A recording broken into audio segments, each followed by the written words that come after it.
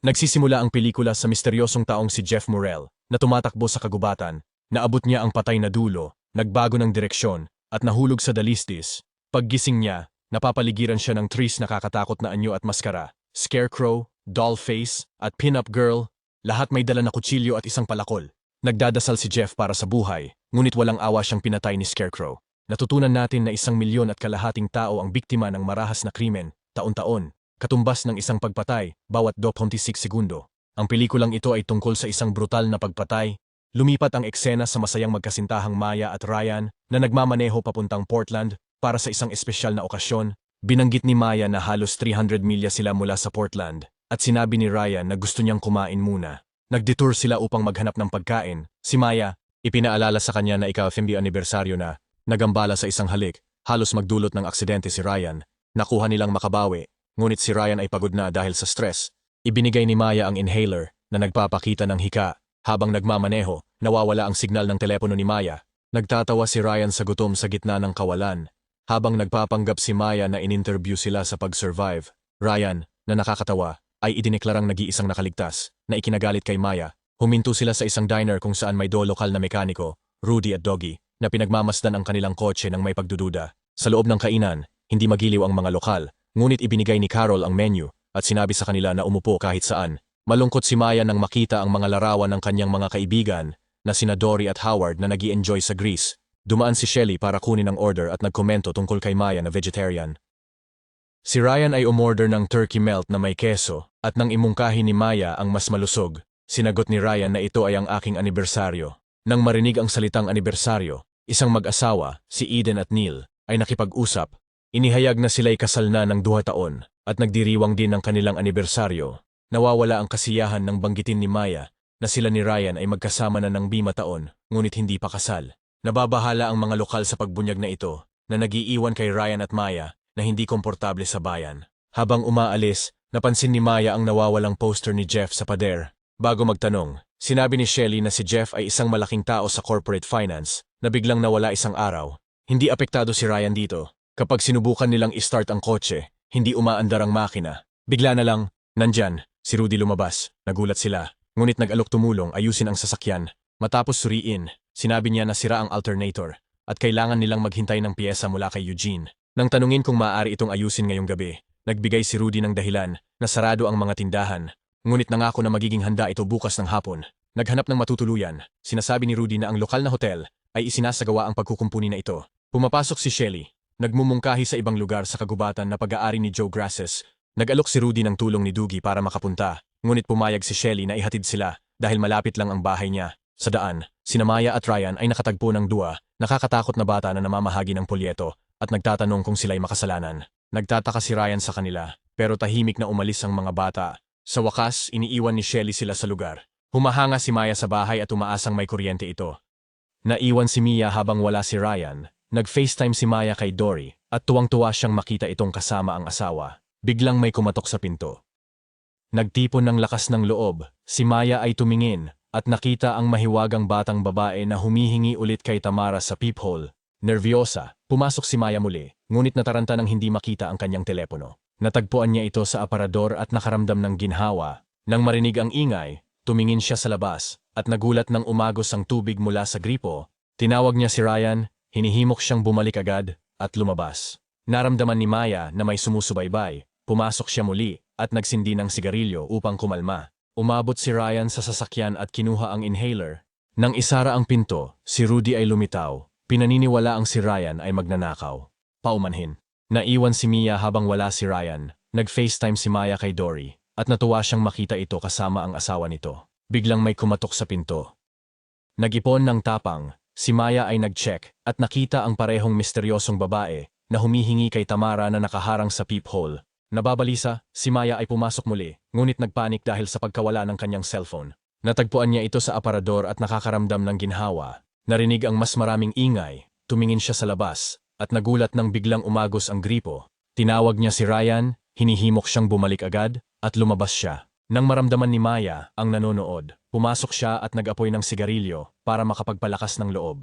Samantala, umabot si Ryan sa sasakyan at kinuha ang inhaler. Habang pinapansin ang pagsara ng pinto, si Rudy ay nagpakita at naguluhan. Naisip niyang isang magnanakaw si Ryan, paumanhin. Nagbibigay enerhiya, Ryan umalis. Pabalik sa bahay, si Maya ay tumugtog ng piano at nararamdaman ang presensya ng tao.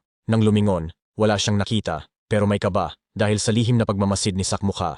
Huminto si Ryan sa tindahan para kumuha ng burger at nakasalubong sina Dougie at Neil kasama ang kanilang mga girlfriend na nag-anyaya sa kanya na sumama. Siya ay tumanggi at umorder ng 2 burger kay Lucy, ang may-ari ng tindahan. Samantala, nagpa siya si Maya na maligo, habang siya ay nagpapahinga na nakapikit ang mata, tahimik na pinapanood siya ng scarecrow. Pagkatapos ng paligo biglang nawalan ng ilaw. Gamit ang telepono bilang ilaw, hinahanap ni Maya ang salarin, sinisiyasat ang aparador. Natatakot siya sa isang nakamaskarang babae na nakatayo doon. Nagmamadali, siya ay tumakbo at nagkulong sa isang silid. Naririnig niya ang yapak, tumitindi ang takot. Pero nang makita si Ryan, nakaramdam siya ng ginhawa. Tumingin si Ryan kay Maya at pinatotohanan na sila lamang ang nasa bahay. Itinuturo niya ang isang pintura sa pader, nagbibiro na baka natakot siya rito. Tinanong ni Ryan kung siya'y naninigarilyo, binanggit na ang mga sigarilyo nila ay medyo malakas. Sinusubukan siyang ilihis, narinig ang katok, pareho siyang kakaibang babae. Tinutukoy ni Ryan at nakita siyang nakatayo sa isang distansya. Itinulak niya siya at siniguro kay Maya na isa lamang siyang random na dalagita at walang banta. Umupo ang mag-asawa para kumain ng burger. Nang mapansin nilang may dugo na tumutulo mula sa kisame, tumitingala, sila'y natatakot sa patay na ibon na nakabitin. Naghahabog, sinusubukan umalis. Ngunit pumasok ang tarantadong taga-ani na may panaksak. Nakatago sila sa silid, tinatanggap ang madilim na kapalaran.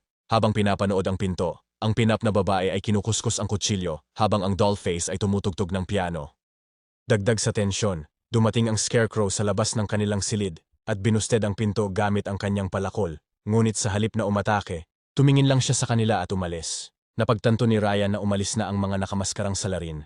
Sinasabi niya kay Maya na sinisikap silang guluhin at nagmumungkahi na gumamit ng bisikleta para makatakas. Habang nagmamadali silang lumabas, nakita nila ang nasusunog na bisikleta at ang gawad na papalapit. Nagmamadali silang bumalik sa bahay. Nagsusulong si Maya na ang may-ari bilang mga ngaso ay dapat may baril. Habang naghahanap napansin niya ang isang espasyo sa ilalim ng itinaas na pundasyon. Dahan-dahan silang gumagapang. Matapos ang sandali, nararamdaman ni Ryan ang daga sa kanyang leeg. Sa halip na magpanik, tahimik niyang pinapabayaan. Sa kaunting distansya, aksidenteng nahawakan ni Maya ang isang pako. Nasaktan siya. Pinipigil niya ang sigaw habang ang pinap. Nagiging mapaghinala ang batang babae at tumingin, ngunit walang makita. Humihingi ng tawad si Ryan kay Maya, tinutulungan siyang tanggalin ang pako sa kamay, at ginagawan ng benda ang sugat. Lumabas mula sa crawl space, ginagabayan ni Ryan si Maya sa shed. Habang sila'y papalapit, si Ryan ay nadulas, at na-injure ang kanyang bukong-bukong. Hindi sinasadyang nawala ang kanyang inhaler. Pumasok sila sa shed at gumamit ng posporo para makakita. Pagkatapos nilang sindihan, nakita nila si pin-up girl na nakatayo sa likuran. Ryan, na may sakit, umupo habang si Maya ay humilig ang ulo sa balikat niya. Nakita ang ilang hagdang bato. Nagpa siyang umakyat si Ryan at sinabi kay Maya na hintayin siya habang wala siya. Tumingin si Maya sa bintana at natakot nang makita si pin-up girl na sinubukan niyang paalisin. Ang tao buhangin ay umatake mula sa labas. Bago nila mapahamak si Maya, dumating si Ryan na may isang shotgun at pinapalayas sila. Niyakap niya si Maya at sinabi niyang nahanap ang shotgun at maraming bala. Habang naglalakad, narinig ni Ryan ang ingay at sinabi kay Maya na huminto. Bala siya ng walang tigil sa pinto. Masigasig na tinatawag si Maya. Akala niyang nabaril ang panghuli ng ibon. Ngunit, nang suriin nila, natagpuan nilang hindi nakasuot ng maskara ang patay. Ito ay ang may-ari na dumating para ayusin ang refrigerator. Si Ryan ay humahagulhol. Nalalaman niyang pinatay niya ang walang kasalanan. Nagbigay ng kaaliwan si Maya. Sinabing kumilos siya sa sariling depensa. Nakita nila ang susi ng sasakyan ni Joe at nagpa siya silang umalis. Kinuha ni Maya ang telepono ni Joe habang sila'y papunta sa sasakyan. Nang simulan ang makina, inatake ng taong buhangin, sinasagilangan ang pagtakas. Ryan ay nagmamakaawa kay Maya na umalis sa sasakyan, ngunit habang siya ay sumusubok na tulungan siya, siya ay naipit at humihingi ng tulong. Si Maya ay tumakbo sa gubat habang si Ryan ay handa ng gumamit ng shotgun. Nakatutok ang baril. Natagpuan ni Ryan na nawala ang manika. Bigla dumating ang sigbe na tumatake. Natatakot si Ryan na palayasin at i-freeze ang kanyang binti. Lumalabas ng kotse. Samantala, si Maya ay tumatakbo sa gubat na may dollface sa likuran. Nagtatago siya sa mga dahon at si dollface na inaakalang umalis na siya ay umalis. Gumagamit si Maya ng telepono ni Joe para tumawag sa 911 pero nahirapan sa mahirap na signal. Huminto para sa mas magandang signal. Nagulat siya nang makita ang katawan. Naiintindihan ng operator ang kailangan para magbigay ng tulong. Habang sinusubok ni Maya na makatakas, sinaktan siya ni dollface. Si Ryan ay sumisigaw para kay Maya, humihimok ng atensyon ng takot na ibon.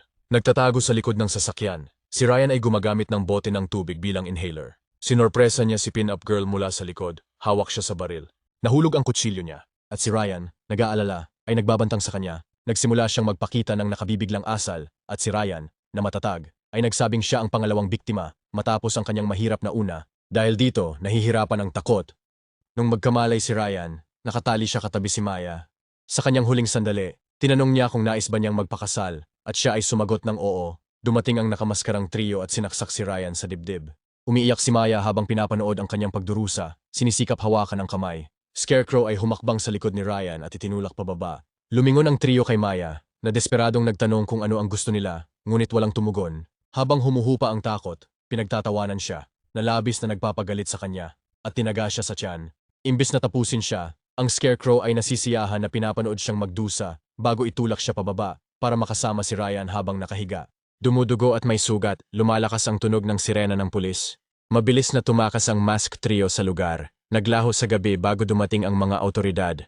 Ang eksena ay lumipat ilang araw nakalipas. Ipinapakita si Maya sa kama ng ospital.